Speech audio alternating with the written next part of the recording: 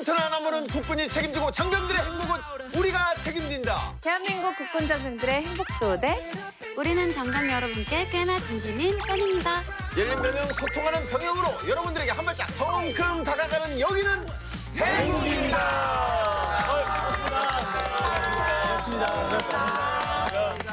아이고. 자, 우리 여러분 예. 전우잖아요. 아, 우리도 다 그렇죠. 전우잖아요. 그렇죠. 자, 우리 장병들에게 전우란 뭐 힘든 군 생활에 의지도 되고 도움이 되는 존재잖아요. 근데 네 발의 전우도 있다는 사실 혹시 알고 계셨어요? 네 발. 네 발을 가지고 있는 전우인가요? 네, 오. 그쵸? 한 발, 두 발, 세 발, 네 발. 오.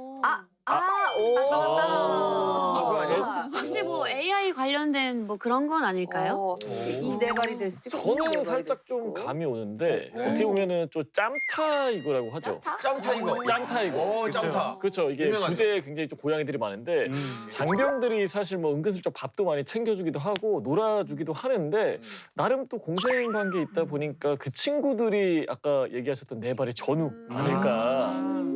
비슷해요. 비슷해요. 어. 근데 이 친구들은 이제 어쩌다 보니까 전우가 된 케이스지만 낙하산이죠? 네, 낙하산 뭐. 네. 자, 공식 루트를 통해서 정식으로 활약하는 공인된 네 발의 전우가 있습니다. 공식, 비공식.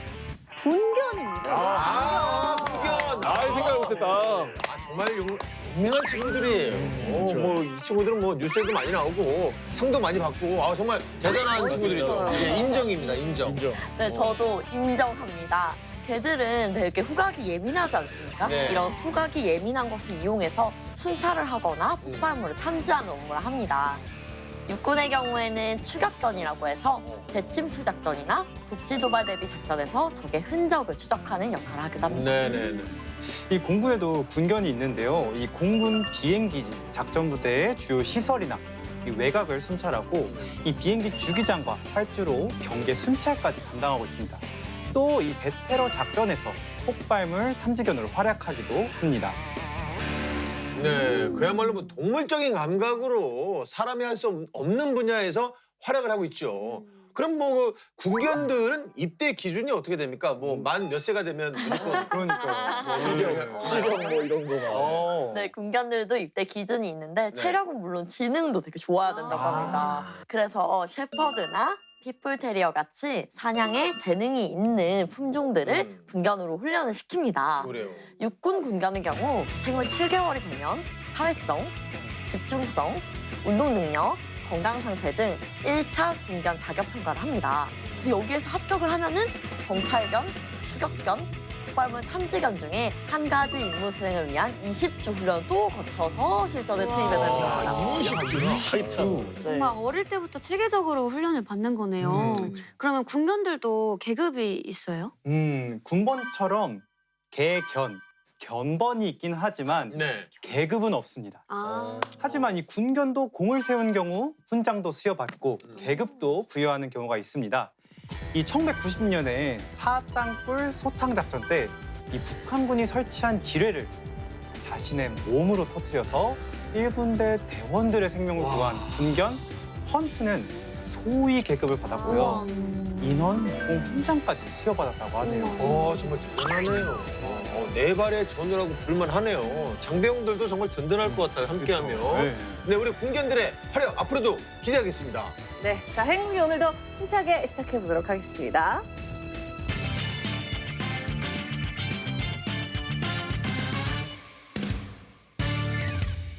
대한민국 국군 장병의 행복 병영 프로젝트 행군기 첫 번째 코너입니다. 55만 국군 장병, 275만 예비역들의 리얼 공감 프로젝트 94군번 김대희 씨도 TV를 시청하고 있는 이 군번도 함께해요. 네, 보기만 해도 재밌는 사연, 유용한 정보가 쏟아지는 충성 TV 앞으로 보여! 충성 TV! 오래간만이다. 원조. 네, 고갈됐습니다. 고갈돼서. 매주 바꾸다가 이제 고갈돼서. 아. 다시 처음부터 돌아가서 똑같이 하면 되죠, 뭐. 충성 TV! 좋습니다. 자, 뮤직 큐!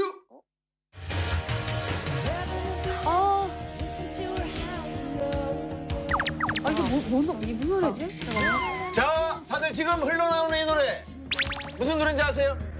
우리 씨 씨는 알 것 같은데. 아니요, 저 오늘 일일가 주제가 팝송인가요? 저는 좀 익숙한 것 같긴 한데 잘 모르겠어요. 뭐지? 그러니까 들어봤는데 이 노래. 이 노래를 모른다고요? 아시는구나. 이 탑건 주제가잖아요. 이 노래가 쫙 깔리면서 이 전투기가 이륙하는데 거기서 엄청난 감동을 느낀 분들이 한둘이 아닙니다. 이 파일럿, 조종사에 대한 갈망을 불러일으킨 영화죠. 탑건. 정말 띵작이죠. 이 영화야말로 저 구사군번과 우리 보고 계시는 이군번이 세대 공감을 할 수 있는 그런 영화가 아닌가 싶어요. 이 영화가 제 또래 남자들의 로망 같은 그런 영화였거든요. 이 영화가 나왔을 때 제가 중1 중학교 1학년 때 탑건 보고 따라한다고 그 아빠 그 보잉 썬글이 딱 끼고 항공 잠바가 없어가지고 아빠 공장 잠바 입고 공장 잠바. 탑건 막 흉내내고 막 그랬던 기억이 있어요. 비슷할 것 같긴 한데 잠바가. 근데 이게 36년 만에 새로운 시리즈를 내놓으면서 다시 돌풍을 일으키고 있습니다. 예, 맞습니다. 이 탑건 때문에 왠지 모를 이 공군부심을 느끼고 있다고 하는데요. 네. 예, 모름지기 이 남자의 로망은 이 공군 알겠습니까? 공군. 육군 장병들을 화나는 소리가.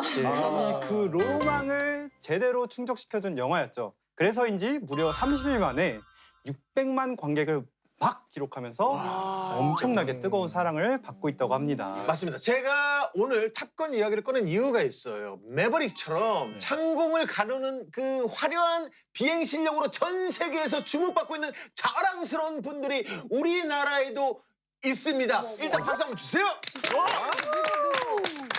누군지 아세요? 누구지? 누구죠?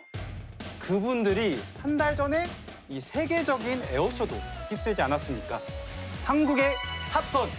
저는 당연히 압니다. 네. 어떤 분들인데요? 전 세계 34개국 38개 팀이 참가한 세계 최대 군사 에어쇼인 영국 리아트 에어쇼에서 무려 2관왕을 차지한 비행기의 신, 비행기의 아이돌, 공군의 특수 비행팀 블랙 이글스! 박수 한번 주세요. 자, 긴 말 필요 없습니다. 영상으로 확인하시죠.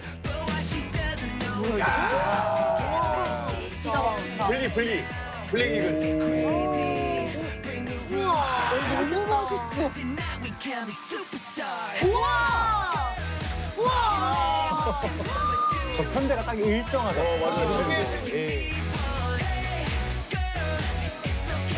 드론 아니죠?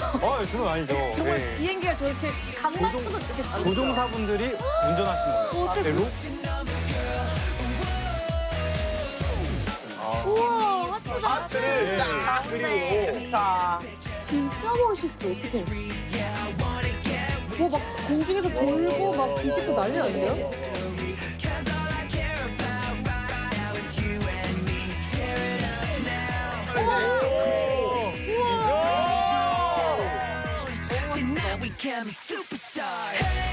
우와, 대박이다. 대박. 진짜 멋있다.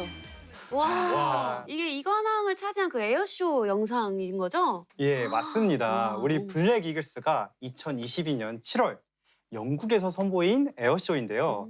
이 특히나 상공에 이 태극 마크를 그리는 퍼포먼스로 많은 환호를 받았습니다. 네.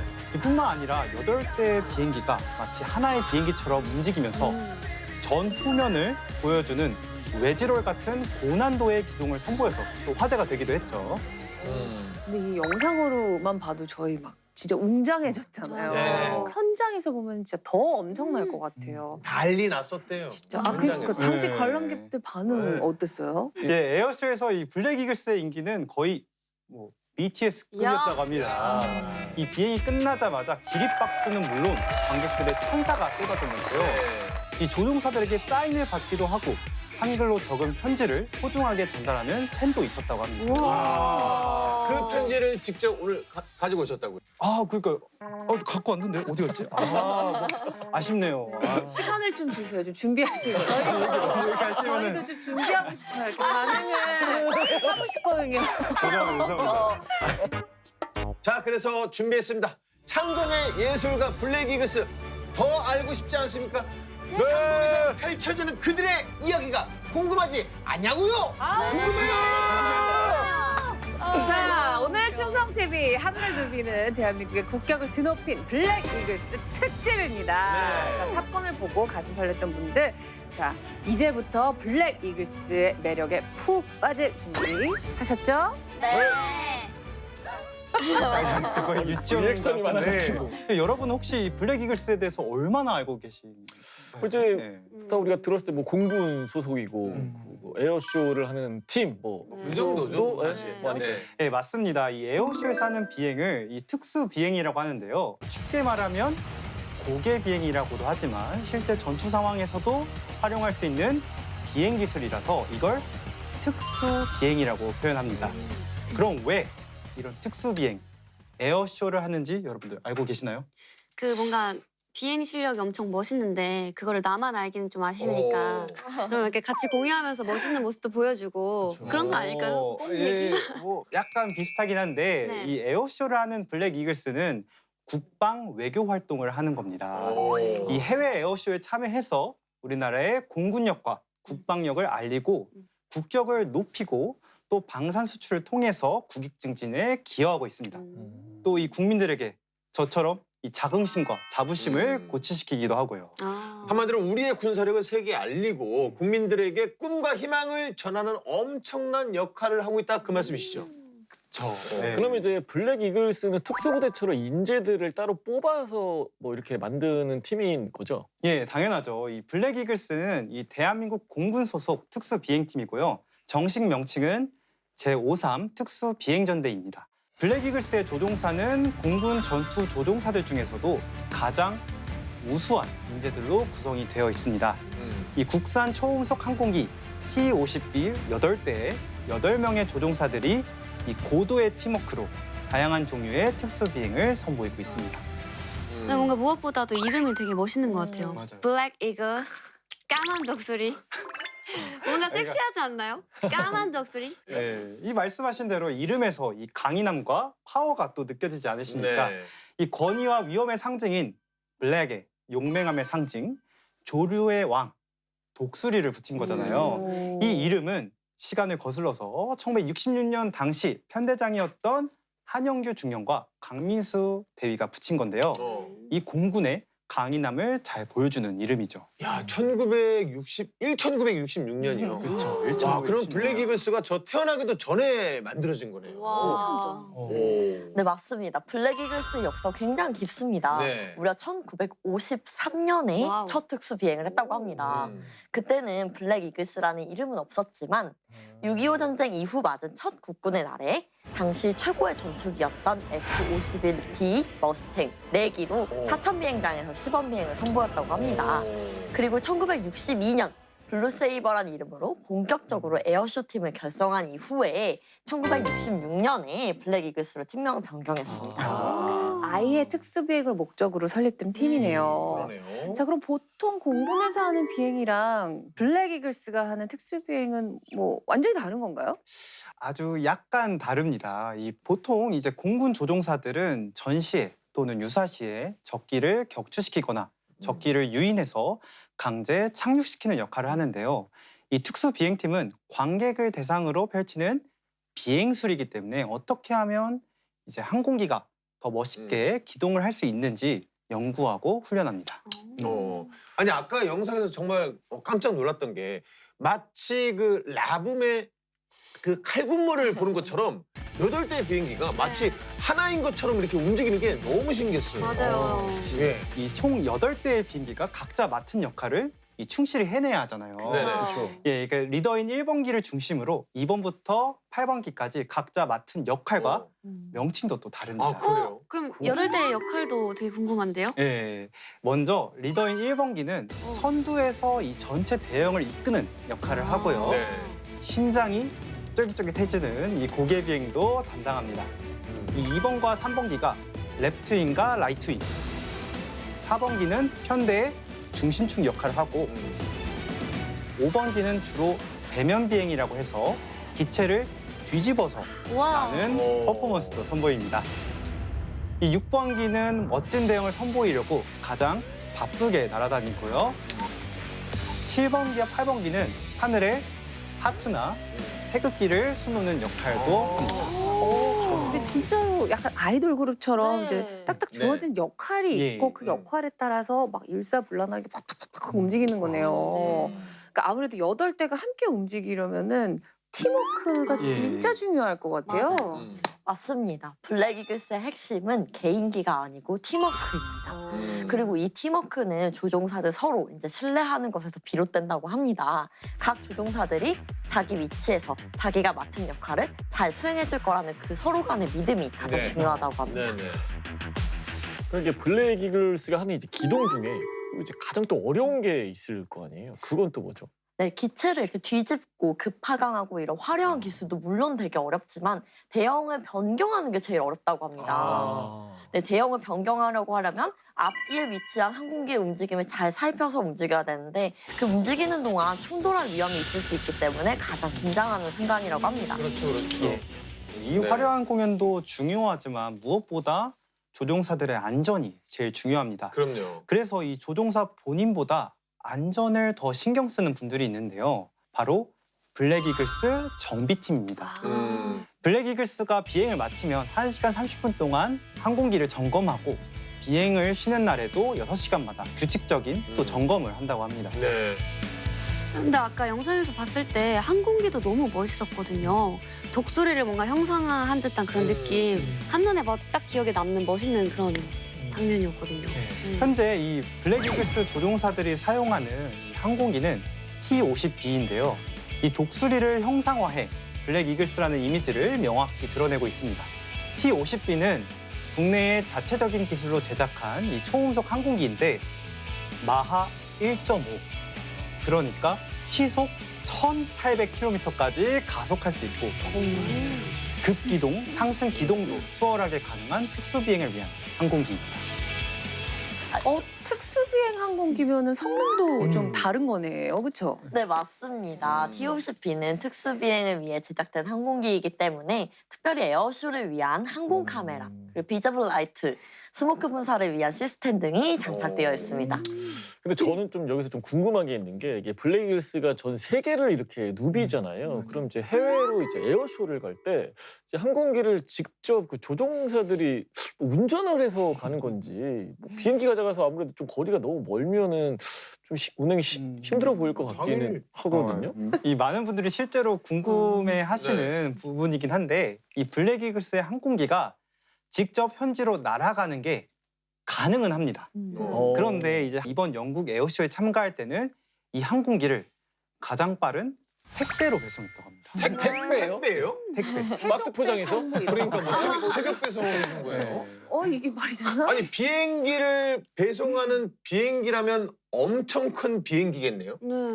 이 동체와 날개 또 엔진을 이렇게 다 분리를 해서 저 엄청 큰 비행기로 운송을 했고요. 그리고 목적지에 도착해서 다시 재조립을 하고 정비를 거쳤다고 합니다. 야. 와, 그 비행기가 분리가 되고 조립된다는 게 너무 생각도 못했는데 너무 신기하다. 네, 그게 진짜요. 가능하구나. 예, 이 정교한 기술력이 아무래도 좀 필요한 작업이죠.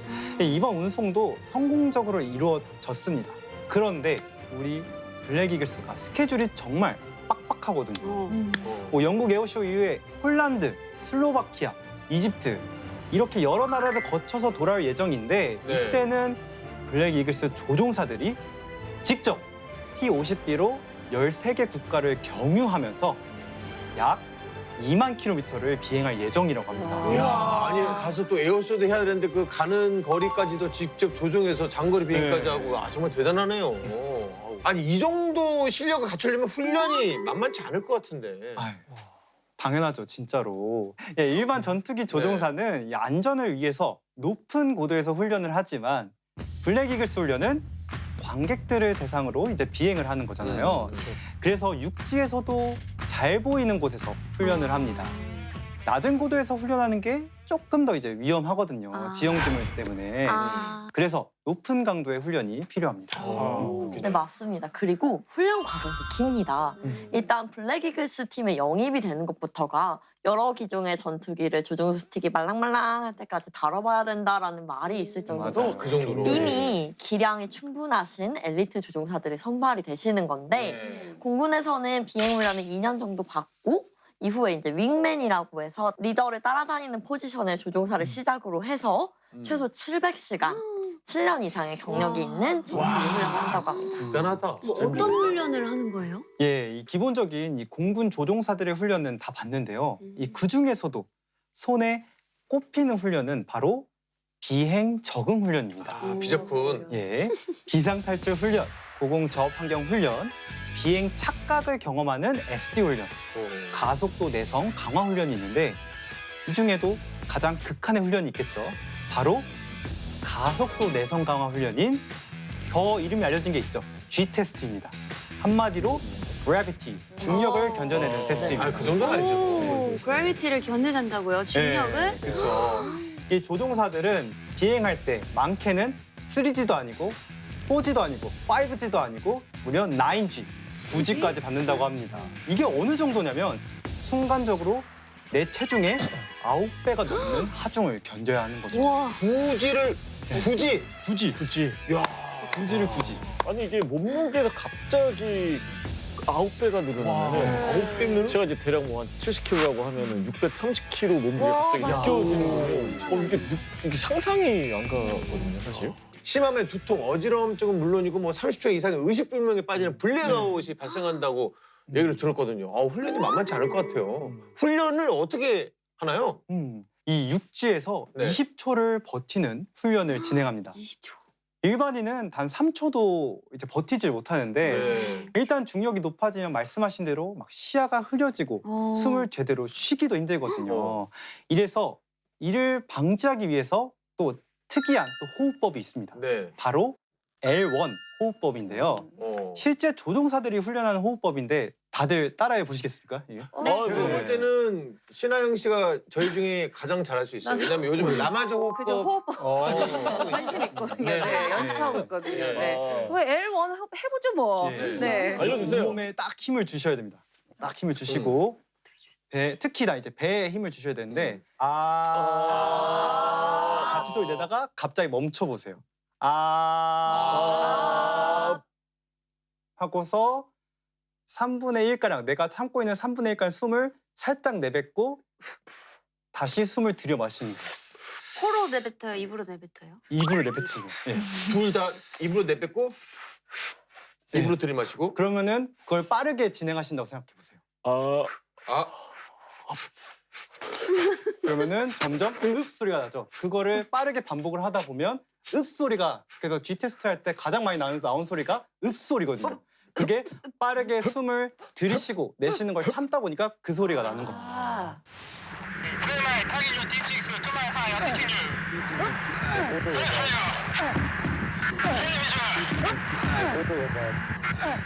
예. 뭔지는 알겠어요. 예. 아, 이렇게 하면은 버틸 수가 있어요. 예, 이게 실제로 이 비행기 조종사들이 빠른 속력에서 중력을 버티기 위해서 진행하는 호흡법이라고 합니다. 그래요. 네. 오, 신기하네. 자, 오늘 충성 TV 보시고 나도 언젠가는 에어쇼를 꼭 실제로 가서 보고 싶다 하는 분들 계실 것 저요. 같아요. 네네, 네. 그렇죠. 자, 에어쇼를 볼 수 있는 기회는 어떻게 잡아야 될까요, 저희가? 네, 물론 있습니다. 가장 가까운 일정으로 9월 16일부터 9월 18일 오산에서 에어쇼 일정이 잡혀 있습니다. 9월 24일에는 해남에서 열리는 명량대첩 축제가 있습니다. 자세한 사항은 블랙이글스 홈페이지에 들어가시면 확인할 수가 있습니다.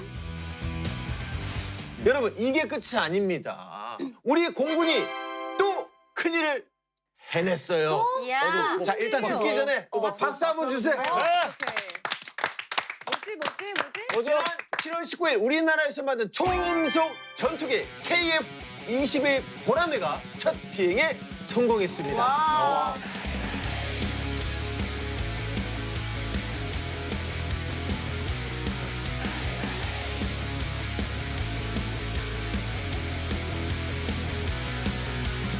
이날 KF-21 시제기 1호기의 시험 비행은 경남 사천 공군 제3훈련 비행장에서 진행이 됐습니다. 네. 오후 3시 40분경 활주로를 박차고 이륙에 성공을 했습니다. 그리고 약 33분간 창공을 누비며 기체 성능을 확인한 후 안전하게 지상에 착륙을 했는데요. 네. 이날의 비행은 첨단 전투기에 국내 개발 능력을 보여준 아주 자랑스러운 비행이었습니다. 네. 네, 대한민국의 이 역사적인 장면은 세계 최대 규모 방위 산업 박람회인 영국 판버러 에어쇼에도 상영이 되어서 전 세계에 관심을 받았다고 합니다. 네. 한국형 전투기의 첨단 방산 기술을 인정받아서 한국 방위 산업에 위상을 드높이게 된 계기가 됐습니다. 이로써 우리나라가 세계에서 8번째로 초음속 전투기 개발 국가에 당당히 이름을 올리게 됐습니다. 야, 8번째로. 야, 대단합니다. 어떻게 보면 또 이제 국산 초음속 전투기잖아요. 메이드 인 코리아 마크가 딱 박혀 있는 초음속 전투기라고 하니까 뭔가 자랑스럽기도 하고 네. 뿌듯합니다. 네, 네, 정말. 네. 자, 여러분 하지만 이게 시작에 불과합니다. 시작? 네. 앞으로 넘어야 할 과제들이 좀 많거든요. 2000번의 시험 비행과 야, 잠정 전투용 적합 판정을 통과해야 비로소 양산을 또 시작할 수 있거든요. 네. 이후 2032년까지 KF-21 120대를 배치해서 노후 전투기 100여 대를 대체할 계획이라고 합니다. 네, 여러분 10년만 기다려 주십시오. 2032년에 행군기에서 네, 이 소식을 또 전해드리도록 하겠습니다. 네. 자, 이제 시작이지만 출발 아주 좋습니다. 자, 앞으로 국내 항공 기술의 무한한 가능성과 국내 방위 산업의 긍정적인 발전 기대가 되고요. 자, 오늘 블랙 이글스의 활약에 이어서 국산 전투기의 첫 비행 소식까지 들었던 아주 알찬 시간이었습니다. 정말 저도 대한민국 국민으로서 뭔가 자긍심이 네. 느껴지는 그런 소식들로 가득 찬 그런 시간이었어요. 맞습니다. 그리고 대한민국 군대가 첨단 강국에 한 단계 더 가까워졌다는 기분도 들고요. 정말 자랑스럽네요. 국내 항공 기술의 새로운 도약을 저희 행군기도 응원하겠습니다. 자, 여러분, 우리 행군기에도 첨단 음향 기기가 있죠. 바로 블루투스 이어폰인데요. 네. 그래서 이 블루투스 이어폰을 받을 수 있는 기회가 있습니다. 우리나라에서 자체적으로 개발한 초음속 전투기의 이름은 무엇일까요? 정답을 아시는 분들은 행군기 SNS로 보내주시면 추첨을 통해서 블루투스 이어폰을 보내드립니다. 아래 나가는 주소로 많은 참여 부탁드릴게요. 만감부!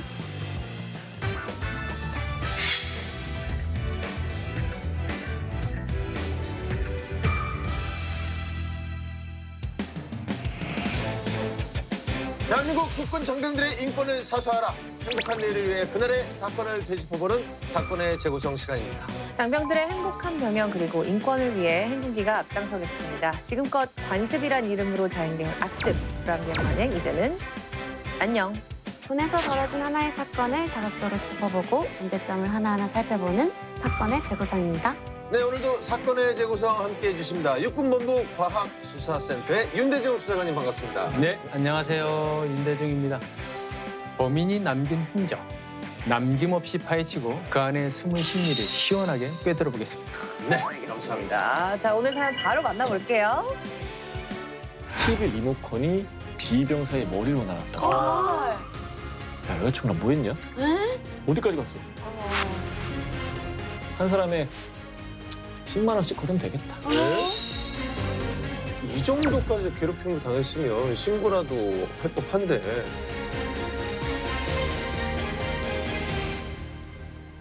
그날은 좀 특별한 날이었습니다. 한 여인이 동이 트기도 전에 일어났거든요. 그리고는 이내 집안에 맛있는 냄새로 가득해졌습니다.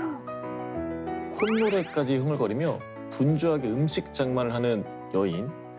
그녀가 이렇게까지 바쁜 이유는 오늘은 아들이 저녁을 하는 날이거든요. 자, 다시 돌아올 아들 생각하면서 맛있게 음식을 하고 계신 거였군요. 얼마나 설레고 얼마나 좋을까요, 진짜. 상다리가 휘어지겠죠. 와, 진짜 부러지겠죠. 예. 저는 백숙 예상합니다. 그런데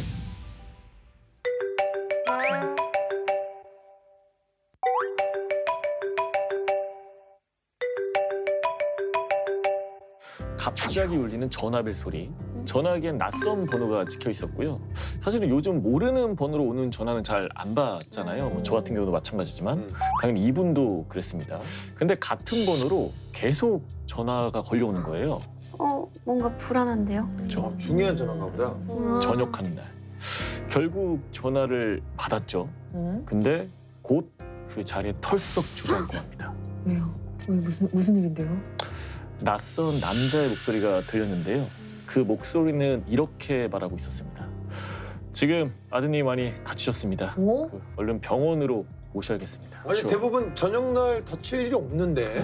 그렇죠. 거의 뭐 건강하게 이렇게. 그렇죠. 네. 아니면 보이스피싱일 수 있어요. 사기. 그럴 수도 있겠네. 보이스피싱. 합리적 의심일 수 있는데 제발 그랬으면 좋겠다. 차라리. 급하게 옷을 챙겨 입고 아들이 있다는 병원으로 그렇게 달려갑니다. 하지만 병원에서는 아들을 볼 수는 없었어요. 왜냐하면 긴급 수술에 들어간 상태였거든요. 척추가 부러지고 아이고. 머리를 심하게 다친 아들, 바로 A 병사였는데요. 장장 8시간이 넘는 긴 수술이 끝났지만 문제는 아들의 의식은 돌아오지 않았습니다. 크게 다쳤네. 이거 어떻게 어쩌다 그렇게 된 거예요? 사고가 났나? 대체 그날 무슨 일이 일어났던 걸까요? 사건 당일로 한번 돌아가 보겠습니다. 네. 그날 아침 전역자인 A 병사는 누구보다 일찍 일어났어요. 아유 뭐 당연하죠. 뭐 누가 깨우지 않아도 아무리 말년 병장도 저녁 날은 눈이 그냥 뭐 1시간 전에 번쩍 떠질걸요. 그날따라 생활관 동기들도 일찍 일어났는데요. A 병사의 침상을 또 말끔하게 정리를 해주는가 하면 전투와도 눈이 부실 정도로 광을 내줬죠. 후임들까지 A 병장의 생활관을 찾아와서 저녁 축하 인사를 해줍니다. 후임들이 엄청 잘해주는 걸 보니까 네네. 평소에도 되게 존경받는 선임이었던 것 같네요. 그럴 수 있죠. 물론 뭐 축하는 해줄 수 있는데 저렇게까지 전역자에게 보통은 하지 않는데. 네, 근데 이제 그렇게 이제 저녁복을 하고 짐을 챙겨서 나왔는데 연병장인 동기들과 후임들이 늘어서 있었습니다. 도열하고 있었구나. 네. 거수 경례를 하고 저녁 선물도 챙겨줍니다.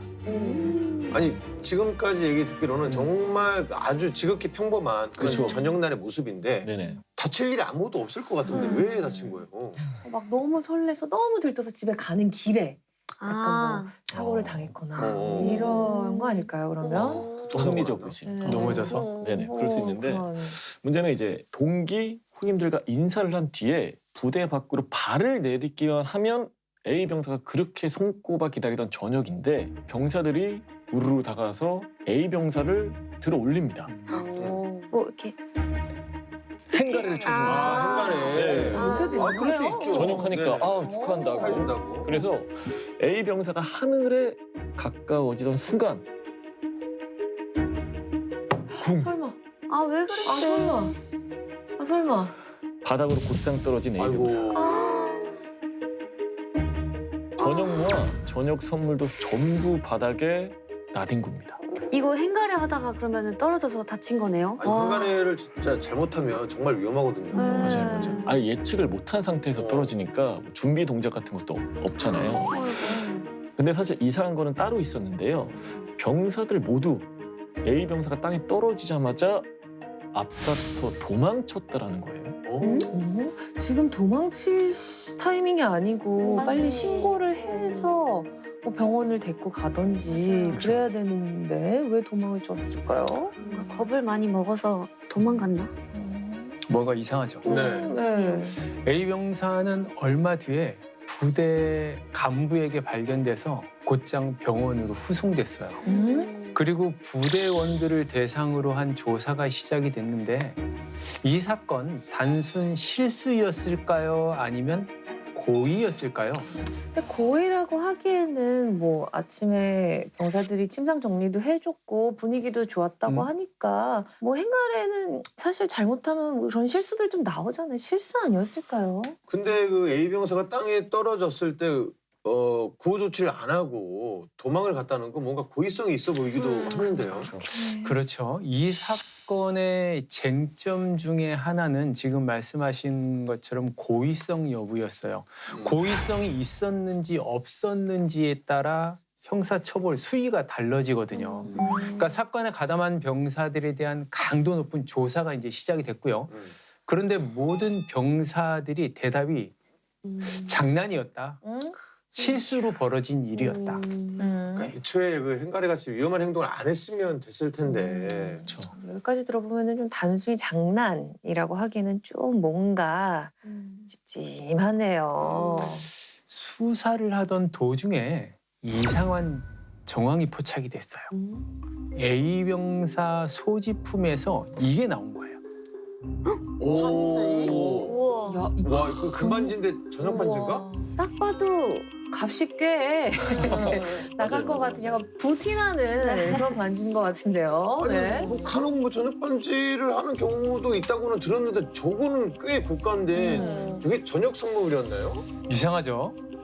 요즘 군대에서 비싼 저녁 선물은 이제 금지하는 분위기거든요. 네네네. 그러니까 아무래도 금전이 오고 갈 수밖에 없어서 그러면 금전 거치를 해야 되니까 인권 침해 소지가 있거든요. 그래서 이를 토대로 다시 부대원들을 소환했어요. 그래서 내가 어떤 상황이었는지 다 안다. 솔직히 한번 말해봐라. 그랬더니 병사들이 하나 둘씩 진술을 하기 시작합니다. 네. 뭔가 있긴 있었군요.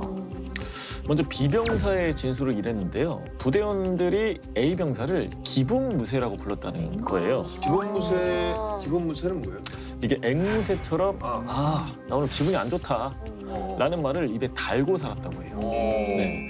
그래서 이제 후임들은 매일 A병사의 비위를 맞춰야 했고요. 한 번은 A병사가 보고 있던 TV를 B병사가 실수로 가린 적이 있었다고 해요. 이제 지나치다 보면 그럴 수가 있잖아요. 내무 생활을 하다 보면은. 근데 그 순간 TV 리모컨이 B병사의 머리로 날았다고. 그러면서 하는 말이 아이씨 땡신아 중요한 장면인데 못 봤잖아. 이런 말과 함께 완전 던지고 네. 욕을 하는 거죠. 존경받는 선임이라고 생각했는데 완전 반전이네요. 그러네. 근데 이제 이게 끝이 아니라 다음은 또 C병사가 있었는데 C병사는 A병사 때문에 휴가 나가는 게 굉장히 좀 두려웠다고 해요. 이걸 못 나가게 했어요? 왜죠? 그렇게는 쉽지는 않은데 휴가를 가거나 외출 외박이라도 나가게 되면 꼭 심부름을 시켰다고 하거든요. 화장품이나 음식, 핸드폰 케이스 이런 사소한 물건들을 사오라고 말이죠. 설마 돈은 A 병사가 냈겠죠? 뭐 사서 전달해준 거겠죠? 그게 어떻게 보면 문제인데 A병사는 절대 돈을 내는 일이 없었습니다. 와, 진짜. 사실 부대에서 근무하다 보면은 선임이 후임한테 이것저것 뭐 부탁할 때가 있긴 있거든요. 그럴 때는 이제 다 돈 주면서 좀 해달라고 그렇죠. 하는데 이런 경우는 그냥 돈 없이 와. 그냥 나중에 줄게 라는 말을 하긴 했지만 과연 나중에 돌려받았을까요? 나중에 줄게라고 얘기하는 사람 치고 나중에 주는 사람 못 봤어요. 대부분. 그렇죠. 그리고 이게 끝이 아니라 다음은 D병사가 있습니다. D병사는 진술을 하는 걸 좀 망설였는데 좀 수치스럽다고 했거든요. 왜냐? 휴가만 나갔다가 오면 야, 여자친구랑 뭐 했냐? 에? 어디까지 갔어? 이런 얘기를 지속적으로 계속 물어봤다고 해요. 진짜 선 넘네요. 완전 변태적인 취미를 가진. 갔다 오면 계속 들리기 싫은 거죠. 너무 싫어. 아니 이 정도까지 괴롭힘을 당했으면 신고라도 할 법한데 왜 가만히 있었을까요? 신고했죠. 아 그래요? 하지만 묵살당했어요. 네? 신고를 한 병사에게 간부가 이런 말을 했다고 해요. 야, A 병사가 큰 사고 친 것도 아니잖아. 그 정도 넘어가. 저녁 얼마 안 남았잖아. 에이, 이거 그냥 넘어갈 사건이 아닌데. 답답하네요. 진짜 사건 얼마 안 가서 일어났는데요. A 병사의 저녁이 한 달도 안 남았을 때였거든요. 저녁날이 이제 가까이 다가오자 후임들을 아주 들들 볶았다고 해요. 야, 그 저녁 선물을 또 금반지 하나 하자. 대충 한 사람에 10만 원씩 거두면 되겠다. 대충. 대충 10만 원. 이러려고 월급을 올려준 게 아닌데. 에이, 10만 원이 진짜 뭐 적은 그쵸. 돈도 아니고 그리고 또 중요한 건 선물은 내가 이 사람한테 진짜 맞아. 고마워서 하고 싶어서 마음에서 맞아. 우러나야지 맞아. 하는 건데 이게 참 금액을 왜 지 맘대로 정해? 그러니까요. 그러다 보니까 이제 병사들 사이에서 불만이 터져 나옵니다. 당연하죠. 뭘 받죠? 이거 원하는 것도 아닌데. 그리고 이때 누군가 A 병사를 골려주기 위한 아이디어를 내게 됩니다. 야, 행가리 치다가 아무도 받아주지 말자. 다 계획이 있었던 거군요. 그쵸. A 병사에게 당한 게 많았던 다른 병사들이 모두 동의했어요. 그리고 실제로 이를 실행에 옮겼죠, 이제. 그런데 A 병사가 생각보다 심하게 다치니까 현장에서 당황해서 다 도망간 거고요. 자, 이 사건 어떻게 생각하십니까? A 병사나 그 후임들이나 다 똑같네요. 네. 그렇죠. 그러니까 A 병사도 이렇게 괴롭힌 게 잘못됐고 그 후임들도 어떤 그런 공식적인 루트를 통해서 그거를 해결을 했어야 되는데. 네. 또 이렇게 하면 어떻게 보면 또 똑같은 사람이 되는 거잖아요. 네. 그래서 좀 근데 솔직히 이렇게 한 것까지는 좀 복수심에 할 수 있다고라고는 생각이 드는데 맞아요, 맞아요. 그렇게 크게 다쳤으면 그래도 신고라도 했었으면 좋았을 맞아, 걸 맞아. 바로 이런 이렇게. 생각도 들어요. 좀 이런 부분은 부대 간부들이 좀 적극적으로 미리 좀 갈등을 조정을 해줬어야 됐다고 생각 듭니다. 아니 그러니까 그 아까 분명히 신고를 했는데 묵사라는 그 간부가 아, 있었잖아요. 맞아요. 그 그렇죠. 간부의 잘못도 너무 큰 것 그죠? 같고 네. 간부가 깐부가 돼야 되는데 아, 그냥 나쁜 간부로 남았네요. 그냥. 이게 모두한테 좀 비극적인 일이었던 것 같아요. 자, 오늘 사건 선임에게 생겼던 불만이 쌓이다가 전역하는 날 빵 터지고 만 사건입니다. 자, 먼저 좀 살펴보자면 사건의 피해자인 A 병사 그동안 참 표현이 좀 가지가지 했어요. 네, 정말 네, 맞아요, 맞아요. 병사들에게 네. 미움을 참 골고루 가지가지 꾸준히 참 샀던 것 같아요. A 병사는 일단 성격이 제왕적 성격의 소유자인 걸로 보여져요. 좋게 말하면 제왕적 성격은 자존심이 세고 실천력이 뛰어나지만 독선적이고 유아독존인 경우가 많죠 이제. 그러니까 마치 자신이 왕처럼 남에게 간섭받는 걸 싫어하고 수단과 방법을 가리지 않고 자신이 원하는 걸 얻어야만 만족하는 스타일이에요. 아니 저는 좀 가장 그 짜증이 났던 부분이 이제 그 휴가를 다녀 후임한테 이제 여자친구하고 있었던 일을 꼬치꼬치 캐물은 게 그렇죠. 너무 화가 나는데 그런 행동을 하는 사람의 심리는 도대체 뭔가요? 그러니까 A 병사는 일단 공감 능력이 좀 떨어지고 성인지 감수성이 부족한 사람이거든요. 그러니까 자기가 그런 이야기하는 게 성희롱인지를 몰라요. 뭐가 잘못됐는지를 모르는 거죠 이제. 또 하나는 성욕은 내가 충만한데 이 성욕을 어떤 방법으로 충족이 안 되니까 후임병들에게 그 이야기를 들으면서 대리만족을 하는 거죠 이제. 아니 근데 병사들의 불만이 폭주했던 그 이유가 좀 따로 있었잖아요. 금반지를 해달라고 정말 너무 어처구니가 없는 요구를 했는데 쉽지 않아요. 이거를 왜 후임들에게 달라고 하는 걸까요? 이거는 아무래도 보상 심리가 작용한 것으로 보여요. 왜냐하면 후임병 때 전역하는 선임들에게 이와 비슷한 선물을 했을 것으로도 보이고요. 나도 했는데 너네 안 해? 뭐 이런 심리 아닐까요? 저녁 선물이라는 게 원래 의도는 좋았겠죠. 뭐 후임들이 선임에게 고생했다는 의미로 주기 시작했을 텐데 이게 진짜 맡겨놓은 거 내놓으라는 식으로 당연하다는 식으로 이제 변질이 된 것 같은데 그래서 제가 듣기로는 사실 이런 행위 금지하고 있다고 들었거든요. 맞습니다. 국방부 규정 및 각군 규정으로 금지하고 있고 전역자에게 선물을 주는 건 어디까지나 자발적으로 선물을 해줘야 하는 겁니다. 하지만 고가의 선물을 선택해서 하는 경우에는 대부분 병사들끼리 금전적 거래가 오가고 원치 않는데 강제로 돈을 걷기도 하는 경우가 생깁니다. 이때 우리 생활관 분위기상 내가 안 내면 안 될 것 같다라는 압박이 느껴져서 어쩔 수 없이 동참을 했다면 그거는 인권을 침해받은 것입니다. 하기 싫을 때는 거절 의사를 분명하게 밝히고 필요한 경우에는 신고를 하는 것도 방법입니다.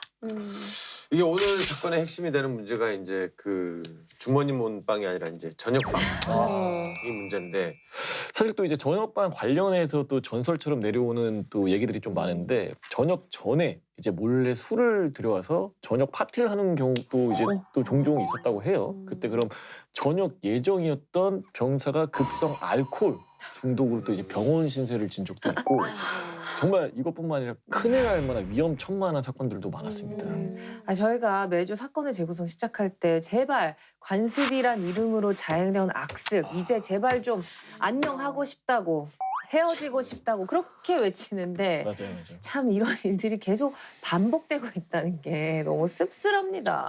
맞습니다. 이 끊임없이 반복되는 사건 이 해결 방법은 없는 걸까요? 하나의 사건을 좀 더 다양한 각도에서 살펴보기 위해서 준비한 작은 코너가 있습니다.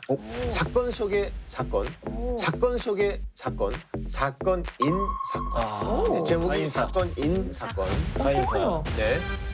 자, 오늘 사건과 비슷한 사례들을 통해서 시야를 확장해보는 코너인데 우리 김한솔 법무관님께서 준비하셨다고 하네요. 네. 사건인 사건, 이번 사건은 장난으로 시작했던 저녁방이 모두에게 후유증을 남긴 사건입니다. 가 병사는 저녁 전날 저녁 생활관에서 짐을 이렇게 정리를 하고 있었습니다. 그런데 갑자기 앞이 깜깜해지더니 곧 동기들의 주먹이 날아들기 시작했어요. 일명 목포말이라고 부르는 건데 사람을 목포 안에 가둬놓고 구타를 하는 걸 말합니다. 그 시작은 분명 장난이었습니다. 가벼운 주먹질로 시작했는데 점점 강도가 더 심해지고 나중에는 병사들이 가 병사를 넘어뜨리고 발로 밟기까지 했습니다. 아 이게 진짜 이게 어떻게 보면 가장 흔한 소위 저녁방이라고 기본. 할 수 있는 아, 모포 말이 이게 모포를 뒤집어 씌워놓으면 그 사람의 신체 부위가 안 보이기 때문에 이걸 어디를 가격을 하는지 안 보여서 자체 큰 부상으로 이어질 수 있거든요. 네, 맞습니다. 이 일로 가병사는 결국 갈비뼈가 부러지고 아이고. 뇌진탕을 입어서 병원에 입원을 하게 돼서 예정된 전역일보다 한 달을 넘겨서까지 군병원에서 치료를 받아야 했습니다. 네. 이 사건은 어떻게 됐어요? 네, 물론 가해자들도 처벌을 받게 됐습니다. 가 병사를 다치게 한 혐의로 한 병사는 이제 상해죄로 기소가 돼서 벌금 700만 원을 선고받았습니다. 아, 그래요. 이게 뭐 장난으로 시작한 저녁방이 어떤 결과를 초래할 수 있는지 보여주는 사건이네요. 네. 맞아요. 저도 어렸을 때 지금도 충분히 어리지 않나요? 더 훨씬 어렸을 때 생일일 때 케이크 얼굴로 막 이렇게 문대고 막 이렇게 그쵸. 그렇게 장난치잖아요. 케이크를 이렇게 얼굴로 팍 이렇게 할 때가 있었는데 거기에 이제 고정시키는 뾰족한 것 때문에 얼굴도 다치고 맞아, 맞아. 그런 게 좀 이슈가 돼서 뉴스에도 나오고 뭐 학교에서도 금지시키고 이랬던 기억이 나서 진짜 정말 반드시 없어져야 할 악습인 것 같아요. 그러니까 그렇듯이 누군가에게 장난이 아닐 수도 있어요. 어디까지가 장난이고 어디서부터가 사건인지 명확하게 구분할 수 없거든요. 네. 그러니까 애초에 이런 장난은 안 하느니만 못한 거죠. 이게 참 씁쓸한 게 아직까지도 이 암암리의 저녁방 문화가 사라지지 않은 걸로 알고 있는데 이런 악습이 반복되는 이유는 뭘까요? 우리가 정말 미워하는 사람이 있을 때 저렇게 되지 말아야지라고 생각을 하지만 나도 모르게 닮아가는 경우들이 종종 있습니다. 네. 이걸 적대적 동일시라고 이야기하거든요. 잠시만요. 적대적 동일시. 네. 그러니까 자신과 가해자를 무의식적으로 동일시하면서 똑같이 강해지려고 하는 심리적인 기제인데요. 그래서 이 악순환이 쉽게 끊어지지 않고 계속 유지되는 거예요. 저는 제일 안타까웠던 게 결국 피해자였던 후임들이 가해자가 됐잖아요. 맞아. 그리고 아무리 못된 선임이지만 목숨까지 위험할 뻔했던 경우고 이건 뭐 후임들이 일부러 A 병사 저녁 때까지 일부러 기다린 거겠죠? 그렇겠죠. 그러니까 전역하는 날에는 무슨 짓을 해도 넘어가죠. 나한테 돌아올 보복은 일단 없으니까요. 없죠. 마지막이죠. 네. 그러다 보니까 사실 전역하는 사람도 아, 그래 해 약간 이런 식으로 받아 뭐 적당한 장난은. 그렇죠. 받아들이는 경우도 있어요. 그러니까 너도 한번 당해봐라 하는 마음이 좀 컸을 거예요 이제. 그동안 네가 나 못하게 굴었으면 전역하는 날 너도 한번 당해봐라. 그런 마음이 컸을 텐데 결과적으로 A 병사가 큰 상해를 입었지만 후임병들은 그 행위를 할 때는 그만큼 큰 상해를 입게 될지는 몰랐겠죠. 후임병들도 너무 안타까운데 이미 그 병사들은 A 병사의 부조리를 상관에게 보고를 했잖아요. 근데 상관은 전역이 얼마 안 남았으니 참으라고 하고 아무 조치도 취해주지도 않고 이럴 땐 어떻게 해야 돼요? 지휘계통을 통한 그런 조치를 요청했었을 때 참으라고 해서 무조건 참는 것이 방법이 아닙니다. 이럴 때는 전문 상담가님께 도움을 요청하시거나 국방 헬프콜을 이용하시거나 1304. 수사기관에 신고하는 것이 최고의 해결 방법입니다. 네. 자, 오늘의 사건 되짚어 보겠습니다. A 병사는 자신이 원하는 걸 후임들을 통해 얻었습니다. 자, 마음대로 되지 않으면 욕설과 폭행도 서슴지 않았고요. 그리고는 마지막에 과한 저녁 선물까지 요구를 했습니다. 자, 이 경우 어떤 처벌을 내릴 수 있나요? 만약에 A 병사가 후임들이 선물이나 이벤트를 준비하도록 강요나 압박을 한 경우에는 근신에서 휴가 단축 사이에 징계를 하고 있습니다. 행위의 반복성이나 고가의 선물을 요구하였던 점에 비추어서 감봉 이상의 징계를 받을 수도 있겠습니다. 근데 이제 사건이 하필 이제 저녁 당일날 일어난 거잖아요. 이럴 땐 그 A 병사 같은 경우에는 군법으로 어떻게 처리가 되는 건가요? 네, 맞습니다. 저녁일까지는 군인 신분이기 때문에 일단 징계의 대상이 되고 군법이나 군형법에 해당이 되는 사안은 맞습니다. 어떻게 보면 좀 안타까운 상황이기는 하지만 뭐 후임들도 처벌을 받을 거 아닌가요? 왜냐면 A 병사가 또 크게 다쳤기 때문에. 네, 맞습니다. 되게 큰 처벌을 받게 됩니다.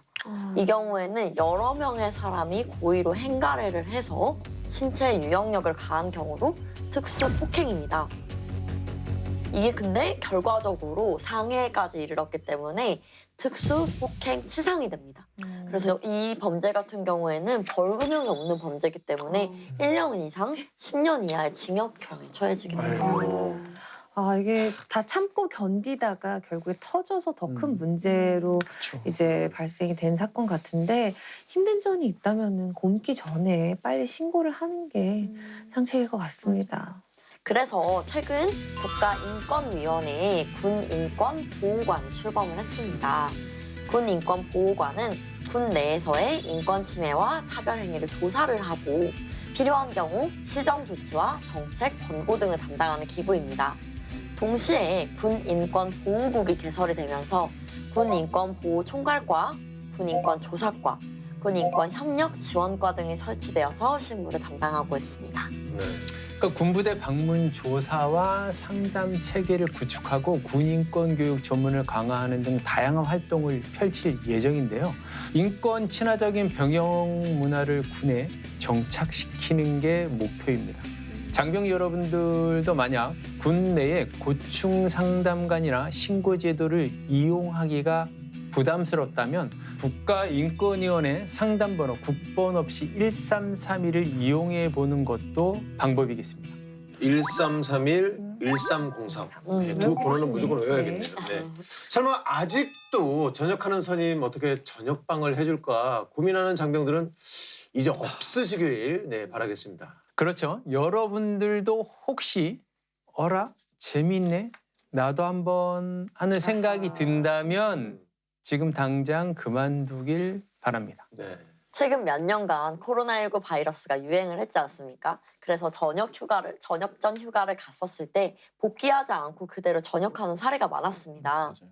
그대로 이제 생활관 사람들과 헤어지는 게 아쉬운 부분도 있었겠지만 네. 오히려 이제 온라인으로 축하해줘서 이때 더 건강한 전역 문화가 자리 잡히기도 했다고 합니다. 진짜 고생한 선임에게 진심으로 너무 수고했고 뭐 함께해줘서 너무 좋았다, 고마웠다 라는 말을 건네는 게 정말 큰 더 감동적인 선물일 거라는 생각이 들어요. 네. 누군가와 헤어질 때 과도한 선물 요구나 이 선을 넘는 장난은 좋은 헤어짐을 망칠 수 있다는 걸 꼭 명심하시기 바라겠습니다. 네, 자 국군 장병 여러분들의 소중한 인권을 지키기 위해 국방 헬프콜 1303번이 24시간 365일 언제든지 열려 있습니다. 자, 여러분의 인권이 침해당했을 때는 언제든 도움을 요청하시길 바랍니다. 자, 오늘의 사건의 재구성은 여기서 마무리하도록 하겠습니다. 모두가 웃을 수 있는 군대가 되는 그날까지 아름다운 병영 문화를 만들어가는 행군기가 함께합니다. 다음 주도 많은 기대 부탁드립니다. 차렷 경례 해군